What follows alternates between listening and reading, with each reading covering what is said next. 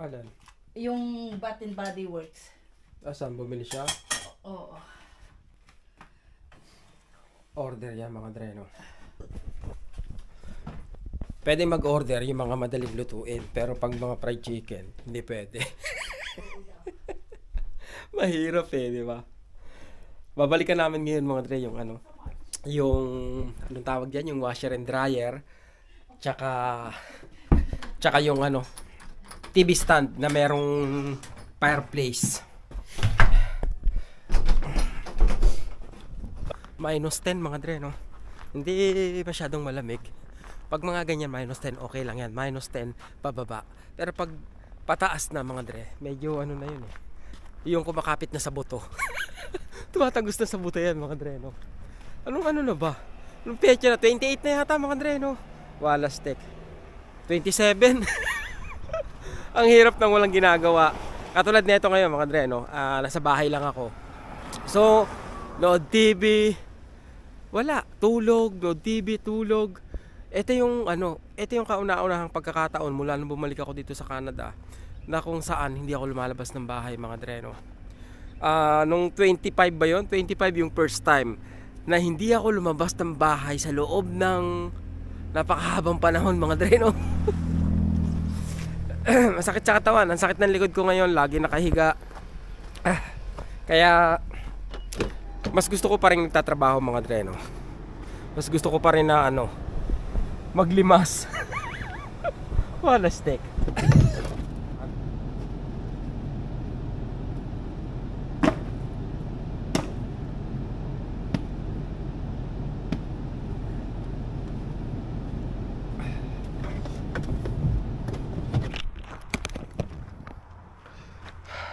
Which one? BE 6347. Ito nga mga dreno.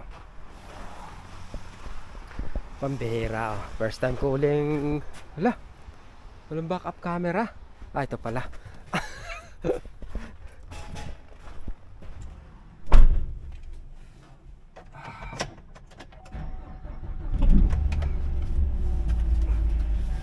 Kailangan picturean yung mga dreno kung magkano, kung ilan yung mo gas tank mo.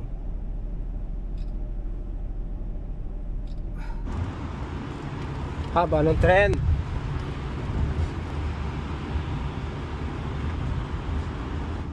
Stay to the right 2 Boulevard Day Sources North. Then exit right 2 Rue Cardinal Avenue, Donegani.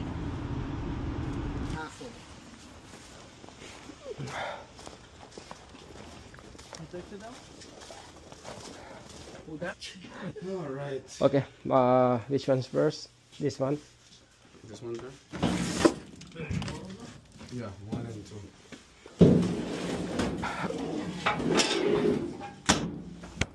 Okay. Wait. Okay.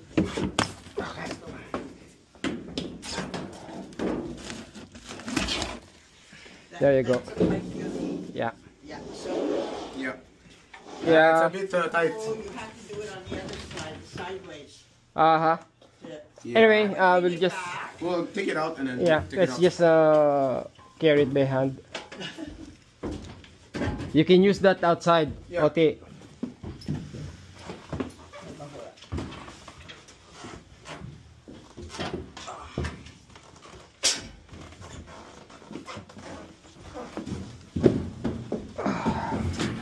Nice. Okay.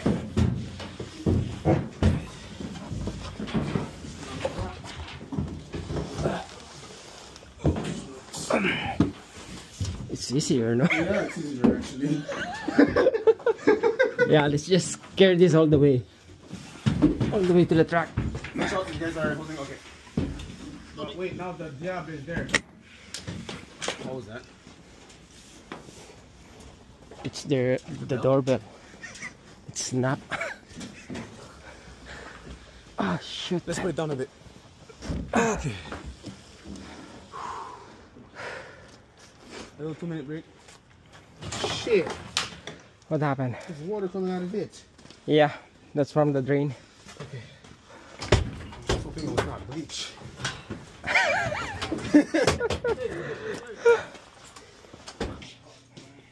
Last one. No, we grab it from the bottom, Oti. Yeah, like that. It's easier. The Foster's not gonna fall? I don't think so. Alright. Yeah. You okay, Tito? Yeah.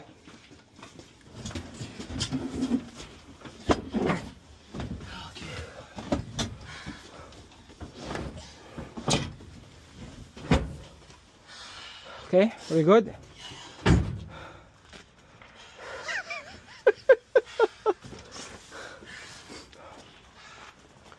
May sasakyan sila. Ito yung sa akin. Okay.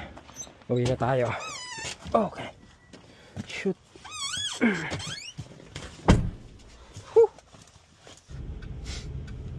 Naglilinis ng kalsada mga Dre. Nakikita niyo ba?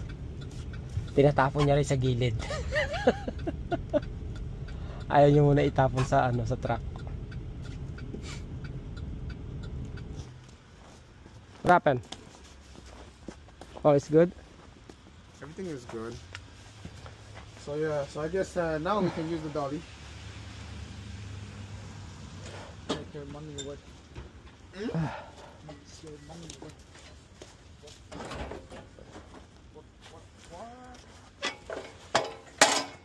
Okay, so we start with the meuble.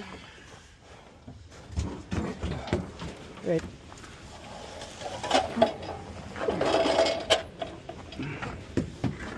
Watch out for yourself. Wait. Okay. Okay, let's go.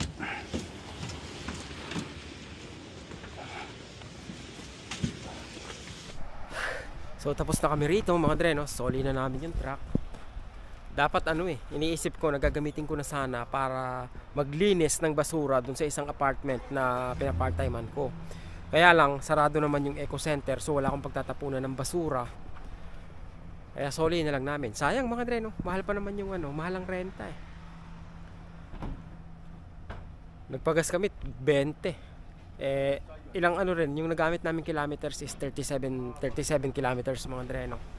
Tsaka anong oras kami nagsimula? 9:30 eh. Anong oras pa lang ngayon? Dapat 24 hours yun eh, di ba? 12:07. Grocery naman. Bibili lang ako ng tubig na malaki. Siguro wag na rin, no? Huling bili na. Tubig na malaki. Nagmahal na rin yung tubig. Dati, lang yun eh, $5 eh. Ngayon, $6 mahigit na. $6.50 or $6.99. Wala steak. Talagang pati tubig Pero kahit pa paano nagsisale naman mga Dre, no? Nagsisale ang tubig at itlog. Ay nakagandahan dito. Nagsisale lahat, even bigas, di ba? Yun nga, kahit tubig. Sa Pilipinas hindi nagsisale yung mga ganyan eh, no? Dito kahit pa paano, magantay ka lang, kumbaga matyaga ka lang, aabutan mo yung sale eh. Makakatipid ka eh. Tsaka kung may masipag-sipag ka magtitingin sa sa mga kung saan may sale mga Dre, no? May application na ginagamit yan si Jocelyn eh. Titingnan niya kung saan may sale. Kaya punta ka rito, bili ka niyan, bili ka noon. Doon may sale. Ako naman minsan mga Dre, no? Kasi may tindahan talaga na, let's say yung Walmart tsaka yung Putay, o kaya yung Walmart tsaka yung Canadian Tire, medyo minsan talaga mas mahal sa isa kaysa sa isa. So pag alam mo mas mura dun sa isa, tapos bibilin mo, parang worth it ba na lumipat ka pa ng tindahan dahil lang sa 50 cents, di ba? Okay, minsan $1, di ba? $1. Sa bagay, kung marami yung bibilin mo, pero kung mga 2 piraso, hindi na, bilihin mo na, di ba? Kasi parehas din yung abala ba. Sorry, I cannot take Amako. Oh, you have a different one. Okay, just give me one. Thank you.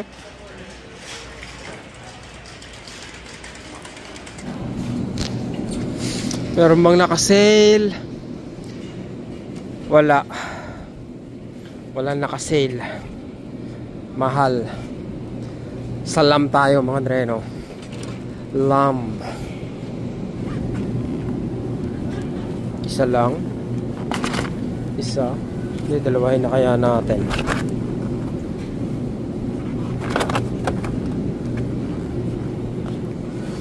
dalawa. Yan lang naman bibiling ko mga dre, no?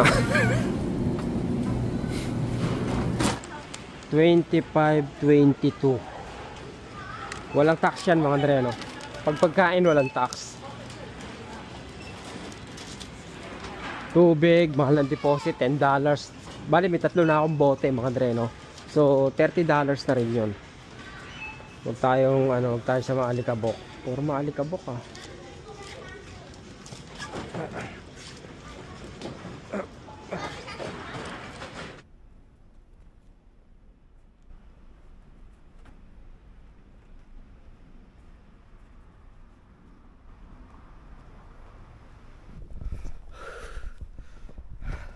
Kain na mga dre. Ah, hindi pa pala. Kailangan ko pa magluto. Ang lamig. Nakakatamad pag ganitong mga dre, no? Pag ganitong panahon talaga. Masarap lang magtutulog. Pero maganda rin kung may part-time ka kasi nga mabilis yung oras, di ba?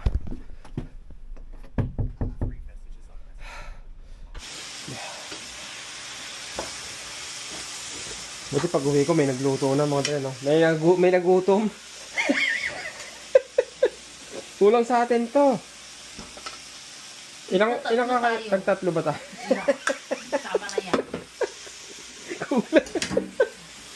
Bitin yun eh. May kamuti pa tayo. Ah, may kamote pa? Oo. Alright. Paano ba? Mukbang tayo mga dre, no? Nako po, di ba? Hindi ba kayo maiinggit dyan? Grasya yan mga dre, no? Nako po, tingnan nyo nga yung pagkain ko mga dre, no? Kamote. Nako, di ba? Eto pa lang, pag hindi na kayo naglaway dito, di ba? Pang mabigatan niya mga dre, di ba? Yan ang mas pinakamasarap na pagkain. Yung makakain nyo, pinaka-healthy. Ang init.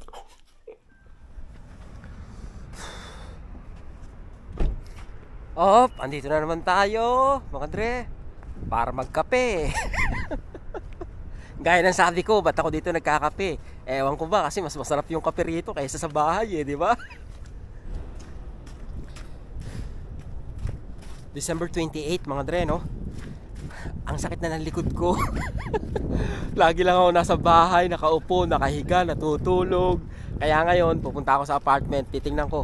Maghahanap ako ng gagawin mga dre, no? Dito sa pinagpa-part-timean ko. Kahit pa paano, ma-stretch yung katawan ko. Kasi ilang araw na tayong walang ginagawa, no?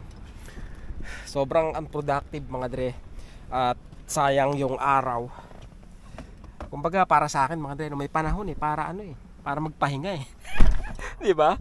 Yung pagbakasyon yan, pagbakasyon sa Pilipinas, yan ang panahon para magpahinga. Pero ngayon magkape muna tayo, tapos magbasa tayo ng mga comment nyo mga dre, no?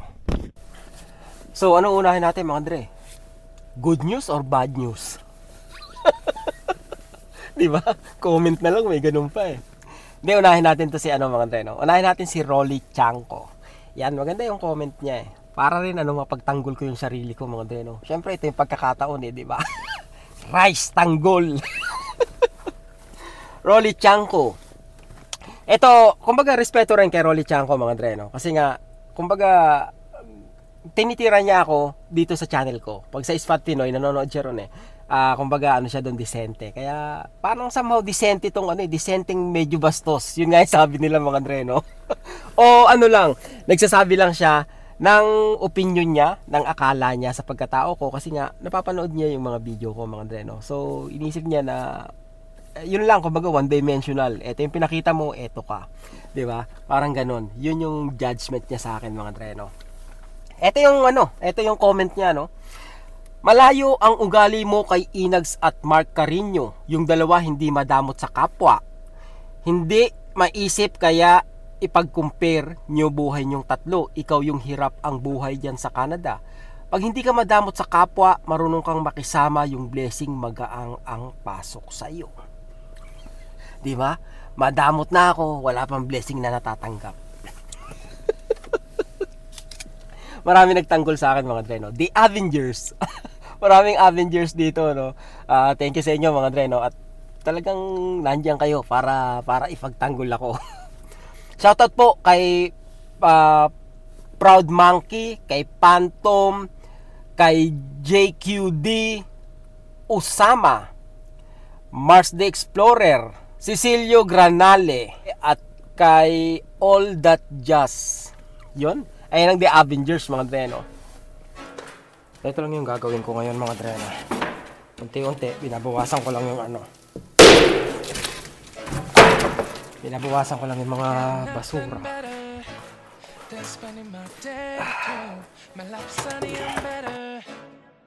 Girl, when I'm with you, she luminous so bright like a star in the skylines. She got the looks, the good, oh boy, I need her so bad. Ang oras ay 12:17. Isang karga pa, tapos na yan, mga dre, no? Hindi na ako magkilalang U-Haul kasi inunti-unti ko na lang, no? Pwede naman eh. Yung i-arkila sa U-Haul, sa akin na lang ibayad. Sayang din, mga dre, di ba? Pambihira, oh. Napakasipag ko talaga. Ang sipag-sipag mo talaga. Blessing yan, mga dre, no? Let me count my blessings. Sa hindi po nakakapansin kung anong blessing meron ako, let me count it, diba? For you. Para hindi po masabing hindi tuloy-tuloy ang pasok ng blessing sa akin. Nako po, wala kang idea kung gaano karaming blessing ang natatanggap ko. Araw-araw, diba? Mano pa kaya yung isang buong taon? Maiinggit ka sa akin pag inisa-isa ko. Pero isa-isahin ko pa rin. Okay, citizenship. Naging Canadian citizen na ako, mga dre, no? After 6 years, Canadian citizen na tayo. So, isang napakalaking blessing nun. Sumunod na blessing, mga dre. Though hindi pa tapos to, pero naimbitahan ako na ma-sponsor ko yung mga magulang ko rito nang sa ganun, maging permanent resident sila rito. Diba? So, that is blessing number 2. Ano pang sumunod? Oh, by the way, yung pag-iimbita sa magulang, raffle system yan, no? Libo-libo ang mga nag-apply dyan. At isa ako sa mapalad na naimbitahan na sponsoran ng aking nanay dyan. Kaya, di ba, sobrang swerte niyan, di ba? Nabunot ako, pambihira. Trabaho. Hindi ako magkamayaw sa trabaho, mga dre, no? Kulang na kulang yung oras ko sa dami ng trabaho ko. So, napakalaking blessing niyan. Ewan ko na lang kung anong tingin mo dyan, di ba? Parang hindi binibilang na blessing yung trabaho, eh. Ano ba yung blessing? Kailan mo ba i-consider na bless ang isang tao o pinagpapala pag mayaman lang siya? Ganun ba? 'Di ba? Kumbaga napakawalang ano mo naman, napakawalang utang na loob mo naman. Kung ganun, walastig. Sa dami ng maliliit na blessing na natatanggap mo, 'di ba? I mean, napakaswerte ko, mga dre. Ang daming taong walang trabaho, ang daming taong naghihirap, pero nandito ako sa posisyon na 'to. Kaya 'di ba, paano mo nasabing blessed, kulang yung blessing na pumapasok sa akin, 'di ba? Ano pa? Nako po, healthy ako, no? Ayun ang number 1, mga dre, no? Higit sa lahat, health is wealth, 'di ba? That's more than enough na para masabi mong pinagpapala ka ng husto, ng sobra-sobra, 'di ba? Yung malusog ka, lagi kang ligtas, nakakakain ka ng 3 beses sa isang araw. Alam mo 'yun, sobrang walastig ako. Ano pa bang kulang? Nasa Canada ako, Canadian citizen ako, pogi ako, walastig ako. Ano pa ba? Yun lang, panot ako. Ewan. Last na to, mga dre, no? Tingnan nyo naman, di ba? Lumilinis na, konti-konti, oh. Pero doon wala akong magagawa rito. Kailangan niyang ano na yan, mga plywood na yan, eh. Baka sakaling kailanganin ba, siguro ipapasok ko na lang sa loob yan. Mga pinturo, ewan ko kung anong gagawin nila dyan. Dito, konti na lang. Lumuluwag-luwag na ako rito. Konting kembot na lang, mga dre, no? Yun, oh. Ewan ko kung sino nagpasok ng mga bato na to rito, diba? Ito na lang, mga dre, no?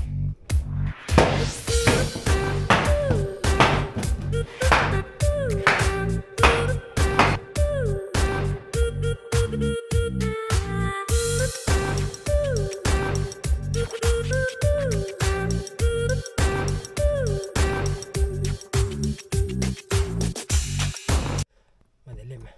Kailangan ng liwanag. Third and last batch, mga dre, no? Buksan nga natin yung ano natin, mayabang natin sa sakyan. Paano ba pagbukas ng ano? Nakalimutan ko na.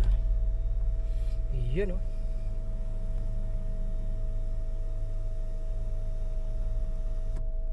Panis. Whew! Last batch mga dre, no? Pagtapos na ito, uwian na ha? Nag-uulan? Maulan mga dre, no? Pagod na. Mag-aalas 2 na. Kaya huling batch na to mga dre, no? Tapos pahinga na muna uli. Bukas naman. Ngayon ay 28. Bukas 29. May gagawin ba ako? Hindi ko alam mga dre, no? Let's see. Konti na lang to. Hindi na napuno mga dre, no? Kanina puro puno eh. Mahal din ang U-Haul mga dre, no? Yung inarkila namin kahapong U-Haul, inabot din ng ano yun eh, 110 kasama yung pagas. Sa U-Haul lang 90 eh, tapos nagpagas kami ng 20, so 110 din mga dre, no? Mahal din. Eh ngayon yung 110 na yon, syempre i-charge ko na yun dito sa sasakyan ko, 'di ba? Parang ito na yung U-Haul eh. Wallace Tech.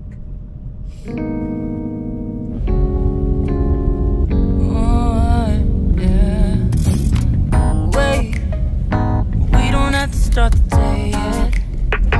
I just wanna stay, even if we run late.